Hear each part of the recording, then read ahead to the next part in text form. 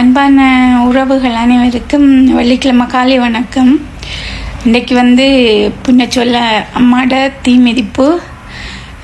அவங்களுக்கு ஒரு மகிமை ஒன்று செய்தவ. அதை நான் உங்களோட பகிர்ந்து கொள்ளணுமென்று ஆசைப்பட்றேன். என்னென்று சொன்னால், எங்களுக்கு மூத்த மகன் 2001 பிறந்தவர். பிறந்த நேரம் நார்மல் டெலிவரி தான். ஆனால் அவர் பிறந்தோடனே அழல.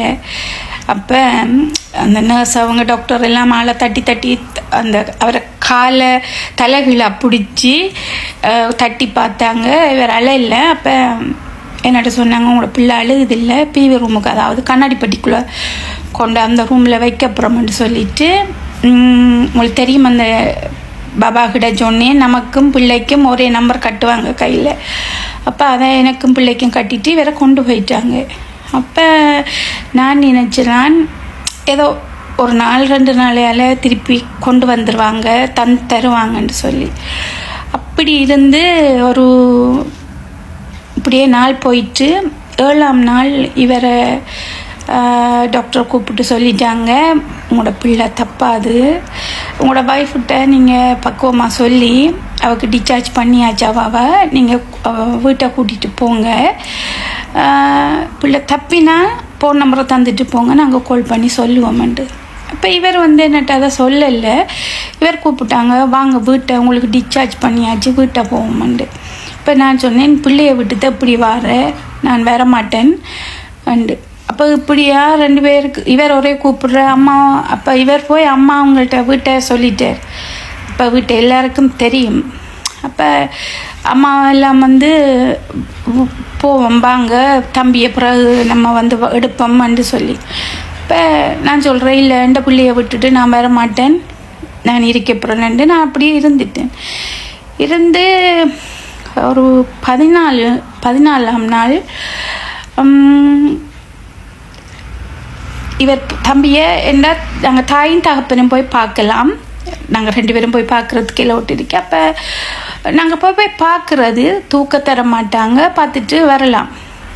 அப்போ இவர் சொன்னார், இப்படி சர்ஜன் இவர்கிட்ட கேட்டிருக்கிறேன், நீங்கள் உங்களோட ஒய்ஃப்கிட்ட சொல்லிட்டீங்களான்னு. இவர் சொல்லியிருக்கேன், இல்லை, நான் ஒன்றும் சொல்லலை டாக்டர், அவள் அழுது கொண்டிருக்கிறா, அப்போ சொல்லலைன்ட்டு. அப்போ அவர் சொல்லியிருக்கார், இனி பிள்ளைகிற நிலைமை மோசமாக இருக்குது, நீங்கள் அவைய கூட்டிகிட்டு வாங்க, நான் சொல்கிறேன்னுண்டு. அப்போ இவர் என்ன சொன்னார், இப்படி சர்ஜன் வேறு சொல்கிறேன்ண்டு. அப்போ நாங்கள் போக அவரை ரூமுக்குள்ளே எங்களை 2 பேரையும் எடுத்துட்டு அதெல்லாம் சொன்னார், அம்மா இப்படி உங்களோட பிள்ளை அழுக்கு தண்ணி, அதாவது உங்களோட கெப்பை வடித்து அதில் இந்த அழுக்கு தண்ணியெல்லாம் குடிச்சிட்டார். குடித்தா ஒரு பெரிய ஆள் நஞ்சு குடிக்கிறதுக்கு சமந்தான் அந்த அழுக்கு தண்ணி. அதால் உங்களோட பிள்ளை தப்பாது, அதாவது 80% அவங்களோட ஹார்ட் துடிக்கணும், சின்ன பிள்ளைகள்றது. இவருக்கு 40% குறைஞ்சிட்டுது. அப்போ அதால் ஒன்றுமே செய்ய முடியாதம்மா, நீங்கள் உங்களை திடப்படுத்துங்க, அப்படி இப்படியாண்டு சொல்லிட்டார். அப்போ அருளை கோவிக்கிறது, ஒன்றுமே செய்ய முடியாதுன்னு சொல்லி சர்ஜன் சொன்ன பிறகு ஒன்றும் செய்ய முடியாது. அப்போ அம்மாள்ற கதவு திறந்து திருவிழா நடக்குது. அப்போ ஏற்கனவே நான் அந்த 14 நாளும் அழுது சாப்பிடாம, என்னென்ன பக்கத்தில் இருக்கிறவங்க எல்லாரும் பிள்ளைகளோட இருக்கும்போது நான் மட்டும் பிள்ளை இல்லாமல் இருக்கிறேன்னு, அந்த பிள்ளை இல்லைன்றது ஒரு இது இருக்கு. அப்போ அப்படி அழுது கொண்டு இருந்துட்டு நான் என்ன செய்கிறேன், சரி நீ ஒன்றும் செய்ய முடியாது. இப்போ சொன்னேன், நீங்கள் 2 பேரும் பிள்ளைய பார்த்துட்டு போங்கண்டு. இப்போ நாங்கள் 2 பேரும் போயிட்டு அந்த அவருக்கு கிட்ட போய் பார்க்குறேன்டா, எங்களுக்கு வேற ஒரு உடுப்பு மேலால் ஒரு கோட் மாதிரி தருவாங்க, ஸ்லிப்பர் எல்லாம் மாற்றிட்டு தான் நாங்கள் போய் பார்க்கணும். அப்போ போய் பார்க்குறோம், 2 கையிலையும் ட்ரிப் ஏற்றிருக்காங்க, 2 காலையும் ட்ரிப் ஏற்றிருக்குது, மூக்குக்குள்ளே சுவாசம் ஆக்சிஜன் வச்சிருக்கிறாங்க, அதில் தான் வேலை செய்து கொண்டு இருக்குது. அப்போ நான் பார்த்துட்டு சரி வந்துட்டேன். வந்து அந்த இரவு அவர் சர்ஜன் கூப்பிட்டு சொல்கிறார் 14ஆம் நாள் பின்னேறம் என்ன எங்கள்கிட்ட ரெண்டு இவருக்கு ஏற்கனவே தெரியும். அப்போ என்னட்ட சொல்கிறார். அப்போ அந்த இரவு வந்து இப்படி சொன்ன பிறகு எப்படி இருக்கும் ஒரு தாயில நிலைமை, முதல் பிள்ளை இவ்வளோ ஆசையோடு இருந்திருப்பேன். அப்போ நான் அழுறேன். அப்போ இவர் சொல்கிறார் வாங்க வீட்டை போவோம் என்று சொல்ல நான் சொன்னேன் இல்லை நான் வரமாட்டேன், பிள்ளை இல்லாமல் நான் என் பிள்ளையோட தான் நான் வருவேன், இல்லாட்டி நான் வரமாட்டேன் என்று சொல்லி நான் போக இல்லை. அப்போ அந்த இரவு நான் அழுது இனி ஒரு ஏழாவது என்ற ஒரு கட்டத்துக்கு போயிட்டு விடியச்சாமம் ஒரு 4-4:30 மணி அப்படி இருக்கும். இப்போ கூட நான் அதை யோசித்து பார்க்குறேன், அது உண்மையாக இல்லை கனவு கண்டனா இல்லை அது உண்மையாக வந்தாவா எனக்கு அது இப்பையும் அது சொல்ல முடியுதில்லை. அப்போ ஒரு பொம்பளை சோப்பு சாரி கட்டி கையில் சூலாயுதத்தோட என்னிட்ட கேட்டால் வந்து நீ அழுறாண்டு. அப்போ நான் அந்த டாக்டர் சொன்ன கதையை இவட்ட சொல்கிறேன். சொன்னோன்னே எனக்கு தெரியாது இது ஆரண்டு நான் சொல்கிறேன் இப்படி என்று சொல்லி அழுறேன். அப்போ சொன்னால் என்ன பாருன்னு சொன்னான். அவையை பார்த்தோன்னே அங்கே இருக்கிற அதே தத்துருவமான அம்மா தான் எனக்கு முன்னுக்கு வந்து நிற்கிறா. அப்போ எனக்கு அவையை பார்த்தோன்னே கோபம் வந்துட்டு. ஏன்னு சொன்னால் நான் அவையை 15 வயசுலேருந்து கும்பிட தொடங்கினேன்.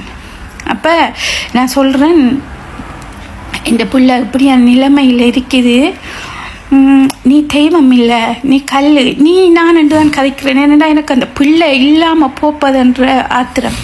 அப்போ நான் சொல்கிறேன் நீ கல், நீ தெய்வம் இல்லை, அடுத்த வந்து ஏமாத்துக்காரி, நீ என்னை ஏமாற்றி போட்டா, நான் உன்னை அம்மான்ட்டு கும்பிட்டதுக்கு நீ என்னை ஏமாற்றி போட்டான்னு சொல்ல. அப்போ நான் நிறைய ஏசுகிறேன். நமக்கு அவள் ஒன்றுமே பேசலை, பேசாமல் எல்லாத்தையும் கேட்டுட்டு நிற்கிறா. கேட்டுட்டு நின்றுட்டு என்னோட திருப்பி சொன்னா நீ என் பிள்ளடி, உண்ட பிள்ளைய நான் பறிப்பேனாண்டு கேட்டா. அப்போ கேட்டோன்னே எனக்கு ஏன் இப்படி சொல்கிறாவேன்ட்டு சொல்லிட்டு சிரிச்சா. என்னை பார்த்து சிரிச்சிட்டு சொன்னா உண்ட பிள்ளைய எப்போ போய் பாருன்னு சொல்லி என்று சொன்னோடனே 4:30 மணி எனக்கு தனியாக போகவும் மேலாது, எழும்பி நடக்க முடியாது, அந்த அழுது சாப்பாடு இல்லாமல் கிடந்த அப்படி நிறைய இது. இப்போ இவர் வரும் வரைக்கும் நான் பார்த்து திரிக்கேன். இவர் ஒரு 7 மணி போல் வந்தார் காலையில். அப்போ நான் இவர்கிட்ட ஒன்றும் சொல்லலை. நான் சொன்னேன் என்ன பிவி ரூமுக்கு கூட்டி போங்கன்ட்டு. இவர் சொல்கிறார் அங்கே போய் என்னத்தை பார்க்க போகிறீங்க, அங்கே போய் அழுவீங்க போகணும். என்ன முதல் நாள் டாக்டர் சொல்லிட்டார் இந்த கீரை வைக்க உங்களோட பிள்ளை தவறிடுமெண்டு. அப்போ இல்லை நான் விட்டு சொன்னேன் இல்லை என்ன கூட்டி போங்க. அங்கே நாங்கள் 2 பேரும் போயிட்டோம். உள்ளுக்க போனோடனே உடுப்பு தருவாங்க, உடுப்பை மாற்றிட்டு ஸ்லிப்பர் எல்லாம் மாற்றிட்டு நாங்கள் 2 பேரும் போகிறோம். எங்களோட பிள்ளையில் அந்த கையில் இருந்த ரிப்பை கலட்டி இருக்காங்க, காலில் இருந்த ரிப் 2 கலட்டி அதில் சேலன் போய் கொண்டு இருந்தது. ஆக்சிஜன் கொடுத்துருந்தவங்க அந்த ஆக்சிஜன் எடுத்துட்டாங்க. நாங்கள் போகிறோம், டாக்டர்ஸ் நர்ஸ் எல்லாம் வளைச்சி நிற்காங்க. அப்போ எங்களை அந்த முதல் நாள் சொன்ன டாக்டர் எங்களை பார்த்தோன்னே ஒரு அதிசயமாக பார்த்துட்டு பிள்ளைய செக் பண்ணுறாங்க. செக் பண்ணிவிட்டு டாக்டர் சொன்னார் என்ன நடந்துட்டு எங்களுக்கே தெரியுதில்ல, உங்களோட பிள்ளைக்கு இப்போ 80% சுவாசம் வேலை செய்யுது, அதால் நாங்கள் ஆக்சிஜனை கலட்டிட்டோம், பிள்ளையை தூக்கி கொடுங்க தாயிட்டுன்னு சொல்லி 15 அண்ணாத்த நான் இந்த பிள்ளையை தூக்கினான். அதில் இருந்து நான் 10 வருஷம் அவட தீயில் இறங்கி இருக்கிறேன். கடைசி இங்கே 2012ஆம் ஆண்டு இங்கே வார வருஷம் நாங்கள் குடும்பத்தோடு எல்லாருமே, அதுக்கு அப்புறம் அவர் கொஞ்சம் வளர்ந்துட்டார், எல்லாரும் தீப்பாஞ்சு தான் கடைசியாக இங்கே வந்தோம். அவர் அந்த வருத்தப்பட்டது வந்து அது மட்டும்தான். இப்போ நல்லா இருக்கிறார். இப்போ அவர் திருமணம் முடித்து அவருக்கு ஒரு பிள்ளை இருக்குது, எங்களுக்கு ஒரு பேத்தி இருக்கிறாள், ஒரு லட்டு குட்டி மாதிரி. உண்மையில அவட அதிசயத்தை சொல்ல முடியாது. போகாத நீங்கள் போங்க.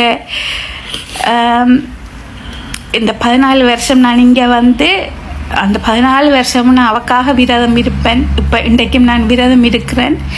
போகாத நீங்கள் அவட ஒரு தடவை போய் பாருங்கள் அவட அருளை. நீங்களே உணருவீங்க.